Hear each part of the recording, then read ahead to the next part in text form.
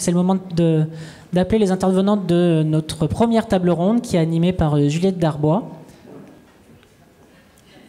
Je vais demander aussi à Julie Boulage, Célia Renson et Maëlys Pagnès de me rejoindre.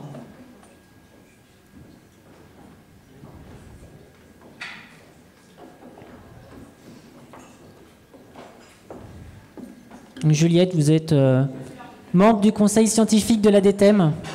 Et j'ai bien aimé, vous étiez à l'initiative du printemps des études, mais printemps des études qui n'a pas lieu en printemps. Merci. Le printemps des études qui a eu lieu le 30 septembre, en effet. Et pourquoi respecter les saisons, après tout, autant s'y habituer maintenant. Ça n'existe plus. J'ai animé en effet une conférence avec la CDMO d'Undies sur le marketing inclusif. Quels étaient, donc, d'où ça venait, pourquoi on parlait de marketing inclusif aujourd'hui, et quelles étaient les opportunités et les challenges qu'il pouvait recouvrir. Donc c'était au titre de ma participation au conseil scientifique de l'ADTEM. Et aujourd'hui, donc j'anime la table ronde avec toutes ces personnes qui sont avec nous aujourd'hui autour des nouveaux comportements d'achat générés par ce chaos que l'on vit tous au prisme de l'inflation, la guerre, le Covid, et j'en passe, et des meilleurs, et qui impulse de nouveaux comportements d'achat, des nouveaux profils de consommateurs, de citoyens, on en parlait tout à l'heure, et qui donc font qu'on a certaines marques et certaines entreprises qui doivent se réinventer en permanence. Comment le font-elles et à quels challenges doivent-elles répondre? Et puis d'autres entreprises qui elles-mêmes se sont créées partant du constat de la nécessité de développer de nouveaux modes de consommation. Et on parlera également de ce type de modèle aussi. Donc je vous demande d'accueillir donc, ces trois personnes. On a Julie Boulage, qui est Brand Content Manager chez Grit Hotel. Donc Grit Hotel, c'est une business unit du groupe Accor, qui est la marque pionnière de l'ultra local. Donc je ne sais pas si vous avez déjà vu ces hôtels donc en bordure de Beaune, par exemple. Il y en a 20 aujourd'hui, je crois, sur le territoire français. À horizon de 10 ans, il y en aura plus de 300 ou encore peut-être plus de 3000. Je ne sais pas. Enfin, en tout cas, Julie va nous décrypter les enjeux de l'ultra local et au sein d'un groupe structuré autour de l'hôtellerie et de l'hospitality. On a ensuite Célia Renson, qui est cofondatrice de l'entreprise Réseau Vrac, qui est, dont la vocation est de créer et de structurer le marché du vrac en France, dans un premier temps, mais j'imagine qu'on peut upscaler à horizon plus ou moins de long terme les perspectives. Et donc l'idée, c'est de structurer, créer ce marché, le structurer, encourager les décideurs publics et privés à adopter les bonnes pratiques et les encourager sans faire les porte-voix, et en tout cas empowerer l'ensemble des personnes et des individus pour qu'ils puissent adopter ces nouveaux réflexes et qu'on puisse les encourager et faire de la pédagogie. Célia en parlera mieux que moi dans un instant. Et enfin, Maëlys Pagnès, je ne sais pas comment on dit. Panier, très bien. Donc chez Undies également, et qui va nous fournir un témoignage sur la manière dont Undies, qui est la marque donc, de lingerie et homeware et jeunes, comment cette division du groupe Etam s'est transformée sous l'impulsion aussi de la transformation des consommateurs. Les moins de 25 ans d'aujourd'hui ne sont pas les mêmes que ceux qu'il y avait il y a 15 ans. Et donc comment cette marque-là répond aux injonctions contradictoires du consommateur qui veut à la fois de la fast fashion, des nouveautés sans cesse renouvelées, si vous me passez cette figure de style, et à la fois qui a une demande de valeur, de préservation de l'environnement, du climat, de la planète, et donc une exigence de plus grande responsabilité. Voilà, donc ce que je vous propose, c'est de vous passer la parole les unes après les autres pour que vous puissiez nous détailler comment vous vivez au quotidien dans le cadre de votre fonction, soit marketing, soit exécutive en tant que directrice de CEO d'entreprise, comment vous vivez ces nouvelles injonctions du consommateur et comment vous vous y adaptez et comment vous avez réussi à créer de la valeur autour de ces nouveaux consommateurs et ces nouveaux comportements. Julie ou Célia, comme vous voulez. Allez, Célia. Merci. Effectivement, nous, tout a commencé, je dirais, aux alentours de 2015. C'est là où on a commencé à voir un vrai tournant au niveau des problématiques de consommation, de gaspillage et de réduction des déchets. C'est là où on a vu le 7e continent plastique. Et donc, on a eu un éveil des consciences qui a commencé à se faire à ce moment-là. Donc, moi, je dirais année 2015-2016.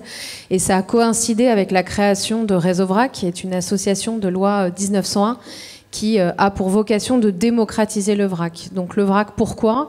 Parce que le vrac, c'est un mode de consommation qui permet aux citoyens d'acheter uniquement la quantité dont il a besoin. Les produits sont présentés à la vente sans emballage primaire. Donc on peut choisir sa quantité, ce qui permet de ne pas surconsommer, de ne pas gaspiller, mais aussi de réaliser des économies, puisqu'en fait on peut mieux maîtriser son budget, et de venir avec son propre contenant, donc un contenant qui est réemployable ou réutilisable, et donc de générer moins de déchets.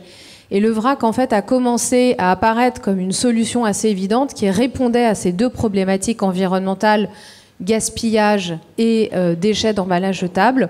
Et c'est à ce moment-là que moi j'ai pris en main ce mouvement-là et que j'ai créé l'association Réseau Vrac avec d'autres professionnels du secteur en se disant le vrac existe, mais il faut davantage le développer pour en fait permettre aux citoyens de faire toutes leurs courses du quotidien en vrac.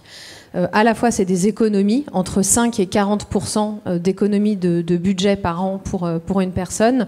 Et c'est surtout la possibilité de réduire au moins de moitié la taille de sa poubelle. Donc on fédère des professionnels qui sont à la fois les producteurs de produits alimentaires et non alimentaires, les transformateurs, les équipementiers, les magasins. On a aujourd'hui plus de 1200 professionnels qui adhèrent, de la TPE aux grands groupes. Donc on a à la fois des petits savonniers, des groupes comme Tipiac qui adhèrent à l'association, des magasins indépendants spécialisés dans la vente en vrac et des grands groupes comme Biocop. Et en fait, on fait travailler tout ce monde-là et on les forme, on harmonise les pratiques, on mène beaucoup d'actions de lobbying, ce qui permet de faire évoluer le cadre législatif. Parce qu'en fait, on s'est rendu compte quand on a créé Réseau Vrac, le vrac existait certes, mais pourquoi il n'était pas plus développé ? Il n'était pas plus développé parce qu'en fait, il y avait un certain nombre de freins à son développement, notamment des freins côté consommateur. Et c'est des freins qui parfois peuvent être aussi un peu antagonistes, qu'on voit aujourd'hui avec les bouleversements et les différentes crises. Le consommateur avait peur de l'hygiène des rayons vrac parce qu'on pouvait avoir une hygiène disparate d'un rayon à un autre. Et personnellement, j'en avais fait les frais en 2013 quand j'avais commencé à me pencher sur le sujet. Ça peut être aussi un problème d'information. On a l'impression quand on achète en vrac qu'on a moins d'informations produits, qu'on ne va pas les retrouver à la maison, que ce n'est pas forcément pratique.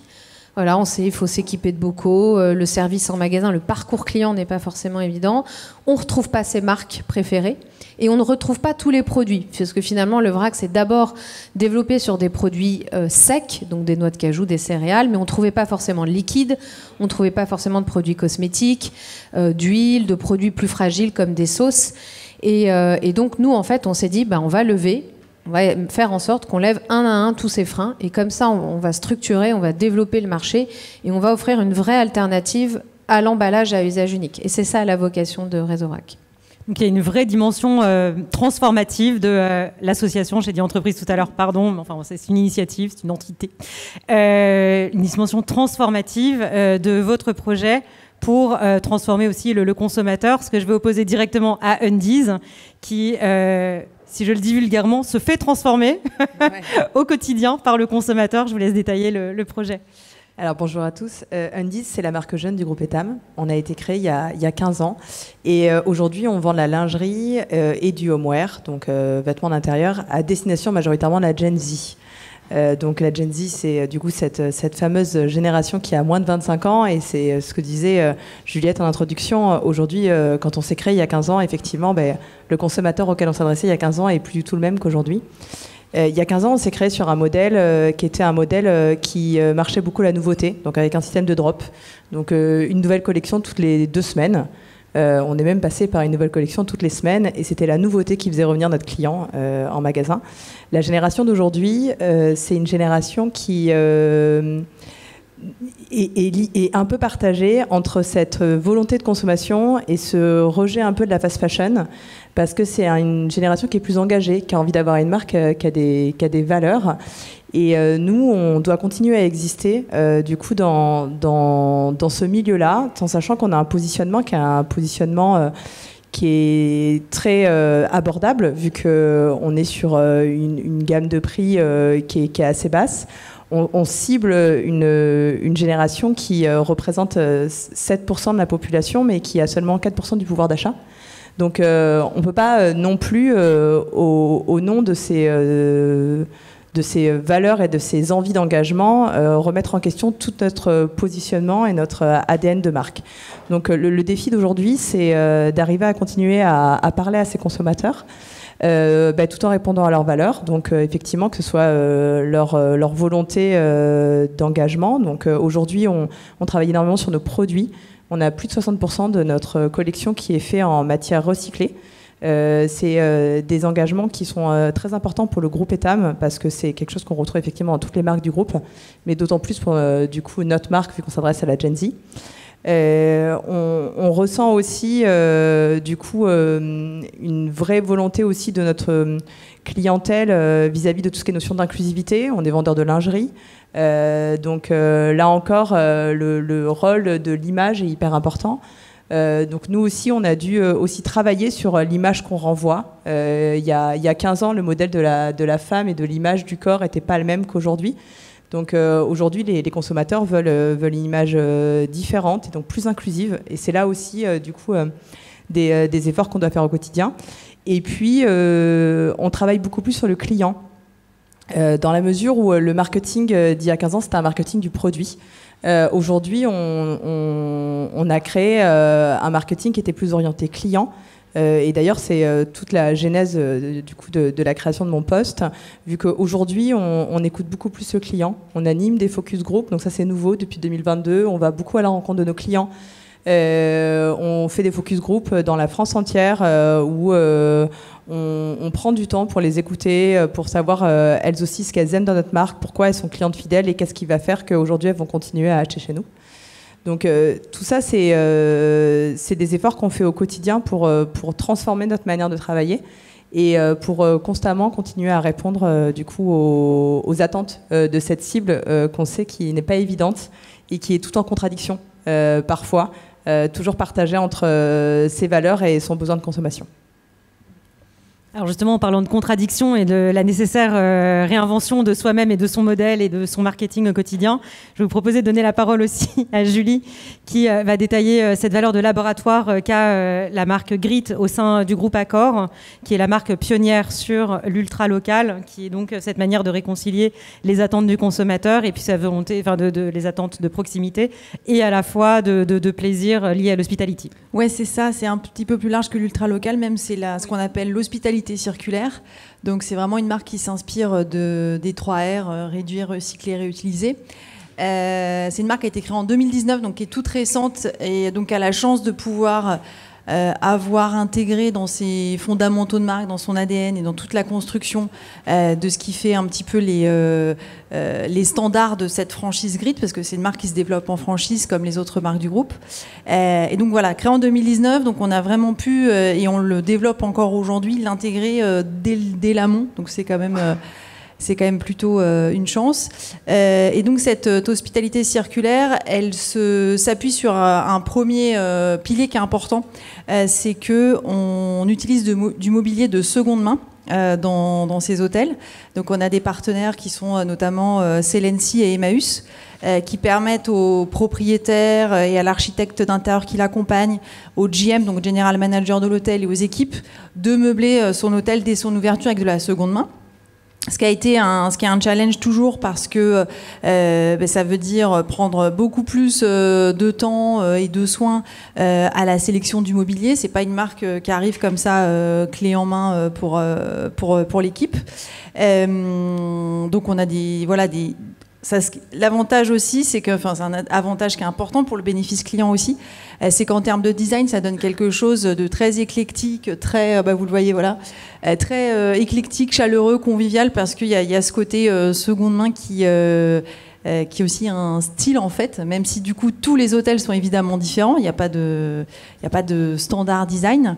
On a par exemple à l'hôtel d'Angoulême une lampe qui a été faite en moule à gâteau, donc il y a de la seconde main et aussi de l'upcycling. Donc les moules à gâteau pour la lampe par exemple. À l'hôtel de Lyon, on a une très belle table d'hôte qui a été faite par Emmaüs Atelier, donc là aussi dans cette notion d'upcycling, parce que Emmaüs Atelier fait travailler des personnes en reconversion ou qui réintègrent, on va dire, l'emploi, qui les fait travailler de meubles, donc on travaille de façon assez proche avec eux. Et puis, au-delà de cet aspect mobilier, il y a aussi le petit déjeuner qui est évidemment super important dans l'expérience client de l'hôtel. Et ce petit déjeuner, il va beaucoup plus loin que dans les autres marques, évidemment avec beaucoup pour le coup, d'ultra local. Donc pareil, les équipes vont sourcer chacun leur producteur et leur sourcing produit du coin. Et puis, évidemment, pas d'emballage, mais de toute façon, comme le plastique à usage unique est en train de disparaître, ça fait aussi partie des standards, mais là, ça va aussi plus loin encore et c'est aller plus rapidement sur Grit. Pardon. Et puis nous sommes en pilote pour aussi intégrer cette partie de responsabilité sur la partie sociale avec des pilotes qui sont là pour trouver du sourcing d'emploi en fait de collaborateurs qui soient des collaborateurs en reconversion. Voilà, pour pas s'arrêter uniquement aux produits, mais aussi à ce qui fait la vie d'un hôtel, c'est aussi la façon dont on accueille, les gens qui nous accueillent, les types de gens qui nous accueillent. Et donc on espère pouvoir le développer l'année prochaine. Aujourd'hui, c'est en pilote avec des partenaires. Très bien, merci beaucoup. Et donc si je résume, en fait, on a ici 3 personnes qui ont intégré dans leur business model ou dans leur fonction marketing aujourd'hui la réflexion autour du consommateur en amont de leur travail exécutif et de leur plan stratégique. Ma question, ce serait pour chacune d'entre vous, quel est le plus gros challenge que vous identifiez pour cette fin d'année et le début de l'année 2023 et quelles sont les plus belles perspectives que vous pouvez embrasser sur un temps un peu plus long, 2023, 2024 Je vous laisse répondre dans l'ordre que vous souhaitez. Alors, le challenge, c'est clairement cet aspect humain parce que c'est tout ce qui est emploi, c'est un challenge dans notre secteur en général. Donc, et sur Grit, on doit créer quelque chose qui n'existe pas, en fait, créer des filières d'emploi sur de la reconversion. Donc, c'est quelque chose qui est clairement notre plus gros challenge. Je pense que notre chance, c'est d'avoir intégré des attentes très en amont sur la marque. Je pense aussi que c'est toute cette qualité, on va dire, puisqu'on peut, on va dire, répondre à des attentes, en fait, va aussi se niveler sur toutes les marques. Donc, on va être aussi challengé pour nous aller encore plus loin et plus vite. Donc, c'est une opportunité aussi à un challenge. Oui, alors si je comprends bien, en fait, là, on parle d'un projet qui est à la fois à l'origine un positionnement d'hôtel. Donc un positionnement, ça reste de la communication, du marketing et du branding, qui a une implication ensuite sur une politique RH au sein d'un grand groupe, et donc qui essaime bien plus de départements que le département marketing. Donc il y a une vertu transformative vis-à-vis donc de vos consommateurs et donc de l'externe, mais également en interne. J'imagine que c'est aussi un enjeu de transformation d'accord en tant que tel. De la RH, apostrophe. Du design, même si ça a été fait dès le départ, tout ce que je vous disais sur le fait que tout soit déstandardisé, que rien ne s'achète sur catalogue, etc. Sur l'hôtel, c'est un challenge pour le design au départ qui a été relevé. Je pense que le challenge en cours, c'est plutôt la RH. Merci beaucoup. À vous. Merci. Nous, ça va être plutôt le côté, il y a eu un vrai bouleversement des modes de consommation qu'on a vu apparaître à la sortie de la crise sanitaire et que là, on a avec toute la partie sobriété énergétique, pouvoir d'achat. Et donc, c'est de réembarquer positivement le consommateur et de faire passer quelque part son propre bonheur après celui de la planète. On a eu encore un été catastrophique. Donc, on a en fait aujourd'hui des signaux au niveau du changement climatique qui sont forts, mais qui sont contrebalancés, qui sont dépriorisés par rapport à ce que c'était avant la crise sanitaire. Et aujourd'hui, on est sur mon propre bonheur, l'instant présent, je veux plus m'embêter, j'ai plus le temps. Et en fait, ça fait qu'on a une déconsommation au global, une moindre fréquentation des magasins. Et du coup, le côté je m'engage dans la transition écologique à travers le vrac, le réemploi, la consigne, etc., a beaucoup diminué et on doit réembarquer les consommateurs. Donc faire revenir les consommateurs en magasin et notamment sur ce mode d'achat, ça c'est vraiment pour nous le challenge. Ce qui est hyper positif, c'est qu'on a une carte à jouer aujourd'hui avec le vrac. C'est, je le disais, c'est l'aspect économique. Et en fait, donc, nous, on va beaucoup axer notre communication et on incite en fait tous nos adhérents à le faire sur le côté économique que peut apporter le vrac comme une solution de faire ses courses du quotidien sans renier ni sur la qualité, ni sur les petits plaisirs. Là, on a vu le vouloir d'achat des Français qui a complètement chuté, qui est passé de 75% à 57%. C'est-à-dire qu'aujourd'hui, on va renoncer sur les petits plaisirs dans ces achats du quotidien. Ben, le vrac, aujourd'hui, est une solution.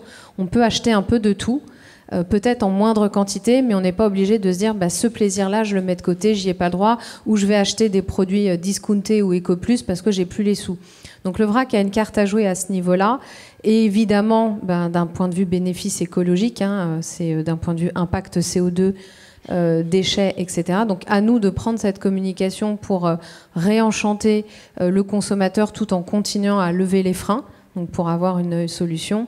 Et le deuxième aspect positif pour nous, c'est qu'aujourd'hui, tout le cadre législatif, les pouvoirs publics encouragent la vente en vrac. On a eu la loi anti-gaspillage pour une économie circulaire, on a eu la loi climat et résilience qui demande à ce qu'il y ait 20% de surface de vente consacrée aux produits sans emballage dans les magasins plus de 400 mètres carrés. Et là, la belle nouvelle pour moi de la semaine dernière, c'est le groupe Carrefour qui, quand même, dans son plan 2026, écrit noir sur blanc qui veut multiplier par 5 ses objectifs de vrac. Ça n'existait pas avant. Donc on a des grands distributeurs qui s'engagent, on a beaucoup de marques nationales qui le font, notamment depuis 2020, et nous on les accompagne à aller dans le vrac, à aller dans cette transition parce que c'est un nouveau modèle. Et on en parlait, quand on est pure player, c'est facile de faire du vrac, mais quand le vrac n'est pas natif dans le business, c'est compliqué. Et donc nous on les accompagne et donc mon message c'est qu'il faut y aller, il n'y a plus qu'à attendre, il ne faut plus attendre. Non, mais il y a un autre message également aussi qui est intéressant, c'est de se dire que quand finalement on est aussi en avance de tendance par rapport à ce que les consommateurs vont avoir comme comportement d'achat dans un délai relativement court, mais ce n'est pas encore une réalité aujourd'hui, on a une fonction transformative dans la société à tous les échelons qu'on peut imaginer, que ce soit du lobbying, enfin donc l'échelon public, l'échelon privé, etc. Une valeur de transformation qui est forte, une valeur d'impulsion qui est forte aussi. Puisqu'en effet, des acteurs, enfin des start-up, entre guillemets, même associatives, je ne sais pas si on peut dire start-up, pour association, ça ne s'adapte peut-être pas.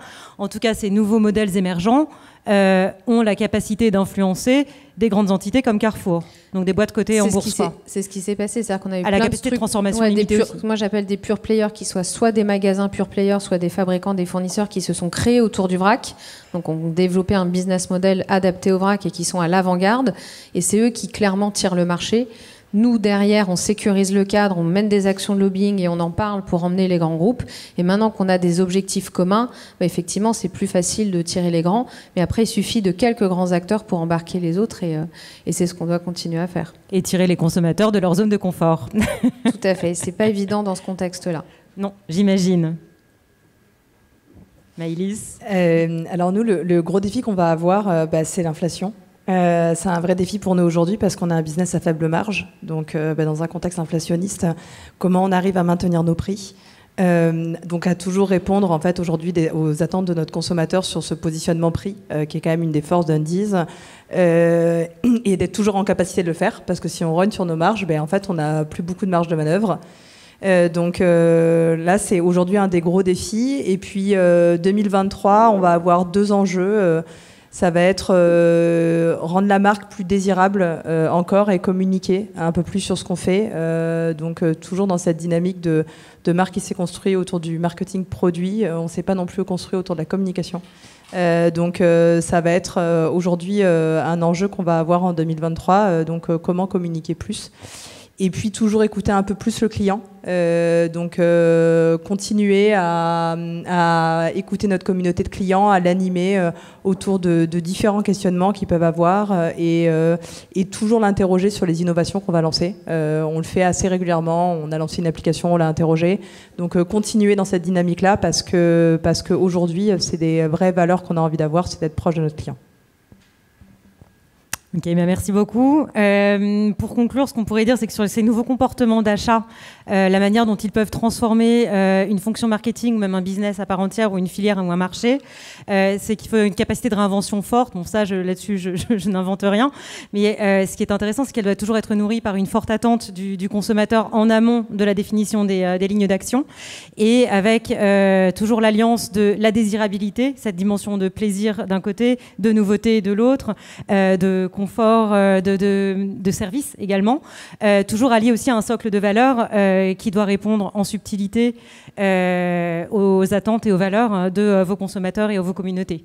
Et c'est la meilleure manière de pouvoir tenir ce marketing de la subtilité dans un monde qui est en chaos et en effet en chamboulement permanent. Vous le disiez, on a les effets de la crise énergétique, on a les effets de l'inflation. Bref, on a tout qui nous tombe sur le coin de la tête. Comment on fait pour continuer à faire notre travail et le faire bien dans un contexte en profonde mutation? Merci beaucoup en tout cas pour chacun de vos témoignages. Parce que ça permet aussi de savoir comment tenir le cap avant même de rebondir. On a complètement le temps pour 2-3 questions. Je ne sais pas, qu'en pensez-vous? On a 5 minutes. On a tenu un timing parfait. Enfin, bien sûr, s'il y a des questions.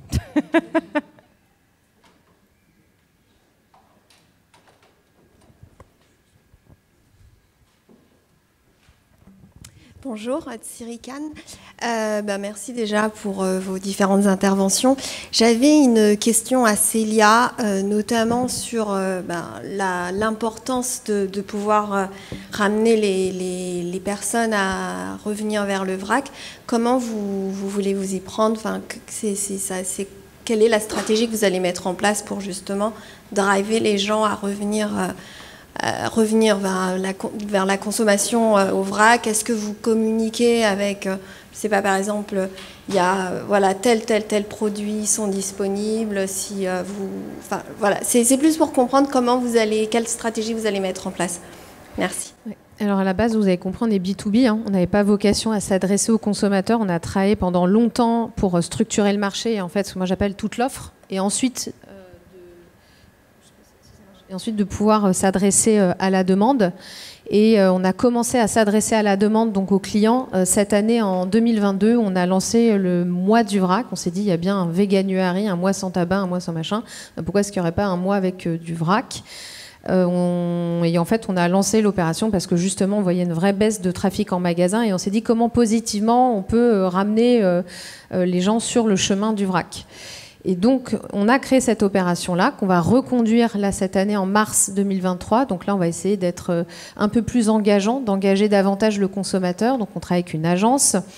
Et là, on est en train de constituer une communauté de partenaires qui vont pouvoir porter l'opération, la notoriété, s'impliquer.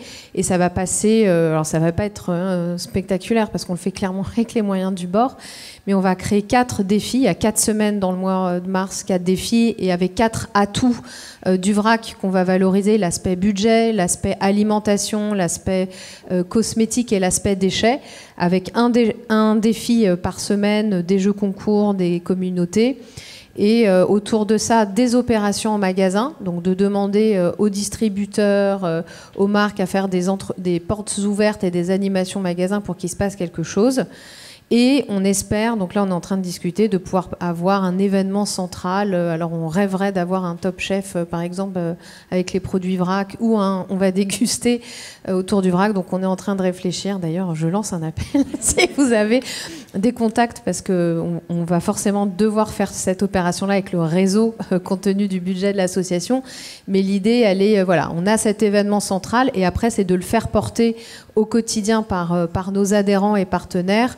On va avoir une campagne sur les réseaux sociaux, et après c'est tout le temps les prises de parole, des conférences B2C, la parole dans les médias pour en fait parler du vrac. Il faut qu'on reste à l'esprit. Moi je dis toujours, l'éducation c'est la répétition, et c'est ça qu'il faut faire. On n'a pas les budgets de publicité de Lidl ou de Leclerc pour rester très fréquemment présent à l'esprit des gens et de parler du vrac. Donc on le fait à notre échelle. Voilà. Oui, bonjour, Elie Lieberman, marketing coach. Est-ce que, outre le combat sur les valeurs, ça y est, tout le monde pousse dans la bonne direction, est-ce qu'il n'y a pas pour Réseau Vrac une problématique d'expérience client? Vous l'avez évoqué, est-ce que la problématique clé pour le consommateur, c'est l'expérience? Oui, tout à fait. Ça fait vraiment partie des freins qu'on avait identifiés, ce que moi j'appelle le parcours client, la praticité, la mauvaise expérience d'achat qu'on peut avoir, l'hygiène. Sur la partie frein hygiène, dès 2017, on a créé des formations, bonnes pratiques d'hygiène, réglementation, parce qu'en fait, on se rendait compte que ça n'existait pas. Donc depuis les années 80, il y avait quand même des rayons vrac dans les magasins bio, mais aucun n'avait une formation pour le rayon. Ensuite, on sait qu'il y a beaucoup de turnover du personnel en magasin. Donc nous, on a créé ces formations-là, on forme, mais clairement, on n'a formé que 10% du marché. Donc il y a encore beaucoup de boulot. Et typiquement, donc je vous ai dit, on fait des actions de lobbying. Dans les actions de lobbying, ça va être de rendre obligatoire une formation aux bonnes pratiques d'hygiène pour les magasins. Quand on arrivera à faire ça, et ça va arriver parce que là, le ministère de l'économie nous a demandé de travailler sur un guide des bonnes pratiques d'hygiène officiel pour la filière. Donc on est en train de le faire. Quand il sortira, on va pouvoir imposer une formation obligatoire. Ça va nous permettre de sécuriser le frein hygiène. À côté de ça, on a beaucoup d'innovations dans le secteur. Et ça, c'est vraiment quelque chose qui est très dynamique dans notre filière. On a en moyenne une innovation tous les mois depuis 6 ans. Là, on a eu plus de 60 innovations qu'on a recensées depuis la création de Réseau Vrac. Et ces innovations, elles ne sont pas là pour se faire plaisir, elles sont vraiment là pour essayer d'apporter une réponse aux freins consommateurs. Dans les freins, c'était de se dire, oui, bah, le vrac, c'est bien, mais il n'y a pas d'information, donc moi, je ne sais pas trop ce que j'achète. Quand je rentre chez moi, je n'ai pas de date, de conseils d'utilisation. Ben là, ça y est, ça fait 1 an qu'il y a des applications de traçabilité qui sont sorties pour le consommateur et qui permettent, quand on est en point de vente avec son smartphone, d'avoir des informations supplémentaires et de les embarquer à la maison. Donc de retrouver en fait tout ce qu'apporte le packaging à la maison. Donc on a ça par exemple.